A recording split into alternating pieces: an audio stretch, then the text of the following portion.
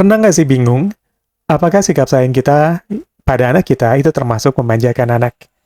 Tipis mungkin memang bedanya antara memanjakan dan menyayangi anak. Maka coba simak poin-poin berikut untuk bisa tahu apakah sikap kita adalah bentuk sayang atau memanjakan anak. Yang pertama, selalu bedakan kebutuhan dan keinginan. Usia anak yang berbeda akan membedakan kebutuhan antara anak yang satu dengan anak yang lainnya. Antara anak sebelum usia memayis di bawah 7 tahun dengan anak-anak usia balik itu punya kebutuhan dan tekanan sosial dan lingkungan yang berbeda. Karenanya, tidak semua anak dalam semua usia pantas untuk memegang atau memiliki gadget sendiri. Maka, dalam beberapa hal, seringkali justru masalahnya bukanlah anak yang tidak bisa mengendalikan keinginannya, namun justru orang tuanya lah yang tidak bisa menahan keinginannya. Maka memanjakan anak adalah memberi semua keinginan anak tanpa melihat kebutuhan anak itu sendiri. Yang kedua, bedakan antara yang penting dan yang mendesak. Cinta orang tua memang seringkali membuat orang tua mementingkan anak di atas kepentingan pribadi orang tua itu sendiri. Namun, hal ini bukan berarti kepentingan orang tua harus selalu terabaikan.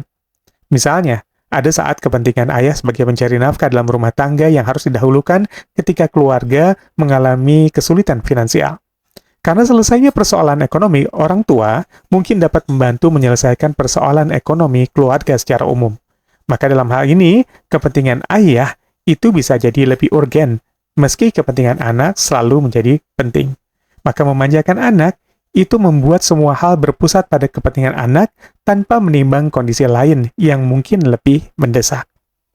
Yang ketiga, bedakan antara menyuap dan memberi hadiah pada anak. Mendapatkan hadiah tentu akan membahagiakan hati semua orang, apalagi untuk anak-anak. Lebih jauh dari itu, hadiah bahkan dapat menguatkan ikatan hati antara yang memberi dan yang diberi. Karenanya hadiah tak mesti mewah. Hal sederhana pun itu selalu berkesan untuk anak-anak. Hadiah juga dapat digunakan agar anak-anak melakukan sesuatu yang belum pernah atau terbiasa mereka lakukan. Namun hadiah akan menjadi suap bagi anak-anak manakala dilakukan untuk aktivitas yang sudah seharusnya memang ia lakukan. Misalnya, hadiah tepat untuk anak yang sedang belajar merapikan tempat tidur. Tapi, bagi anak yang sudah mukallaf, usia di atas 10 tahun, mungkin hal ini tidak menjadi efektif lagi.